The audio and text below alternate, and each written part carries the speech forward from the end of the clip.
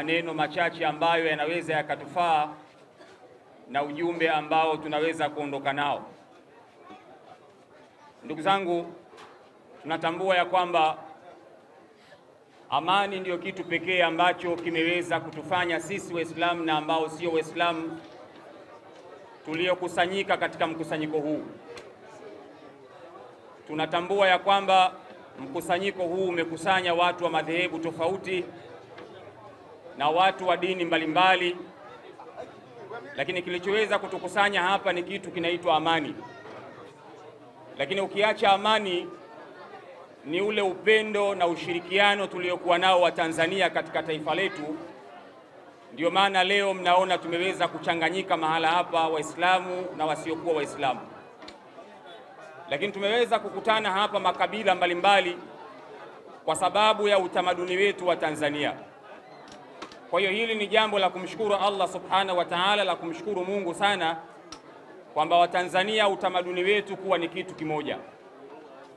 Vijana wenzangu Waislamu na wasiokuwa Waislamu tuliokutanika katika mkutaniko huu, kila mmoja inatakiwa awe balozi wa kuweza kuhubiri amani baada ya kuondoka baada ya mkusanyiko huu.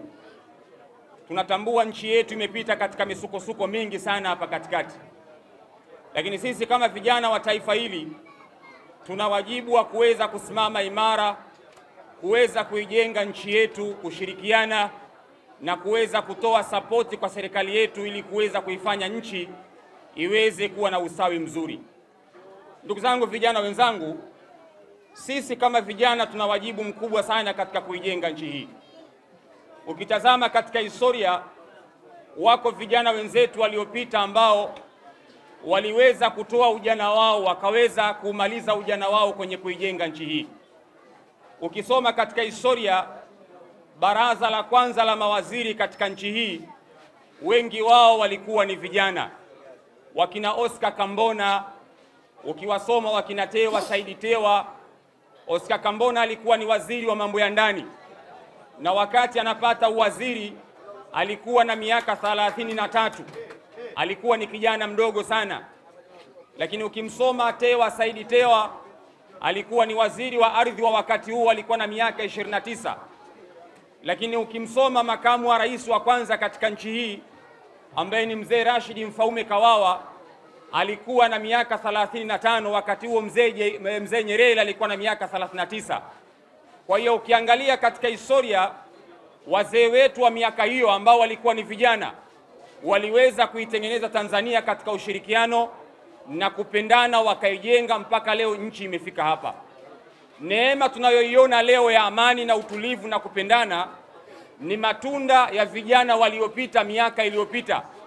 Wao waliweza kutumia ujana wao vizuri kwenye kuijenga nchi. Wito wangu na ujumbe wangu kwa vijana wenzangu Waislamu na wale ambao sio Waislamu, tusiwe mstari wa mbele kwenye kuibomoa na kuiharibu nchi yetu. Hii ni tunu ambayo tumeletewa na wazee wetu, tumeletewa na walimu wetu, tumeletewa na viongozi wetu. Ukisoma katika historia, neema unayoiona leo Tanzania, tunapanda mwendo kasi, tunapanda ndege, tunakwenda Rufiji kwa haraka. Zamani ukiwauliza kina mzee Jongo, Rufiji ilikuwa ni mwendo wa siku nzima au siku mbili huko njiani. Lakini leo unaweza kwenda Rufiji kwa muda wa dakika 45-30 umefika Rufiji. Zamani ukitaka kwenda Msanga Ngongele nyumbani kwetu unatumia siku mbili nzima huko njiani. Lakini leo unachagua gari gani upande kwenda Msanga. Kwa hiyo hizi ni neema ambazo watu wengi ukiwauliza wa miaka ya nyuma watakwambia ni namna gani Tanzania imeweza kupiga hatua.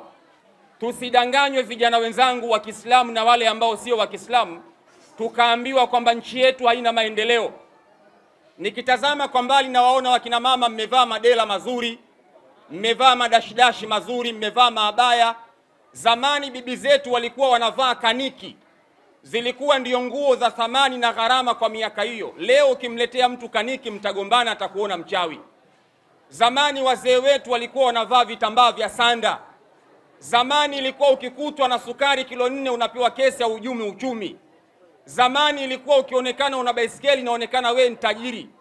Kwa hiyo ukiitazama Tanzania ya leo na miaka iliyopita, Tanzania hii ina maendeleo makubwa na ina neema kubwa sana kufananisha na miaka ya nyuma ambapo wazee wetu maisha walioishi.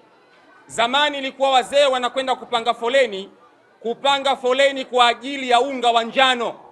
Njaa ilikuwa inatawala, unga wa njano ulikuwa na thamani. Lakini leo mahindi ya njano watu wanatumia kulishia ng'ombe, lakini zamani kilikuwa ni chakula, watu walikuwa wakipanga foleni.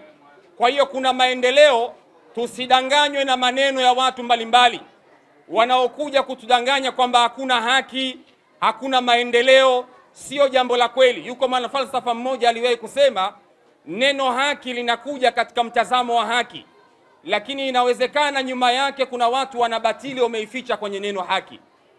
Kalimatul haqi urida biha batil. Inawezekana ukaambiwa haki, lakini kumbe inawezekana nyuma kuna watu wanabatili wameificha. Inawezekana kuna watu wana agenda za kisiasa. Inawezekana kuna watu wametumwa kwa malengo ya kuja kufanya sabotage kwenye nchi yetu ya kiuchumi. Kwa hiyo tusidanganywe tukaaminishwa kwamba hakuna haki au hakuna maendeleo. Tufanyeni kazi, tupambane kwenye kuijenga nchi yetu.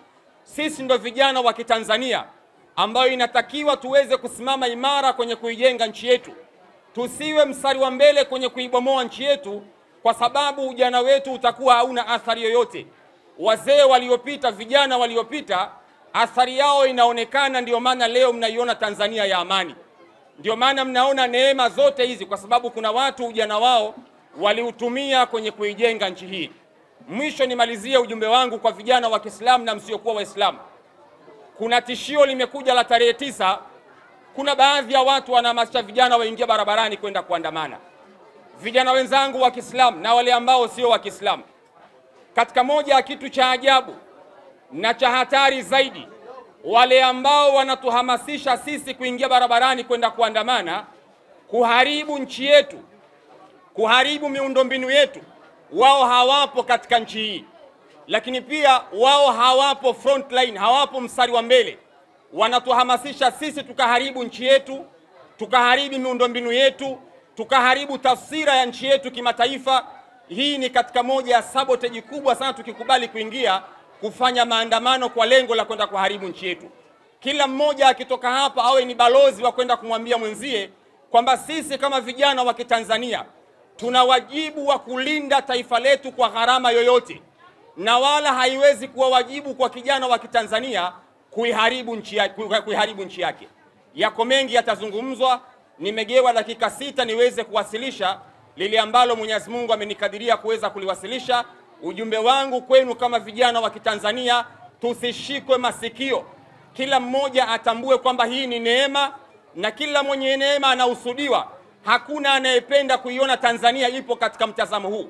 Kwa hiyo ondoka na ujumbe huu, kuwa balozi. Nenda kamwambie kijana mwenzio kwamba hatuandamani, hatuingii barabarani, tutapambana kuijenga na kuweza kuithamini nchi yetu kama walivyotuachia wazee wetu. Wassalamu alaikum wa rahmatullahi wa barakatuh.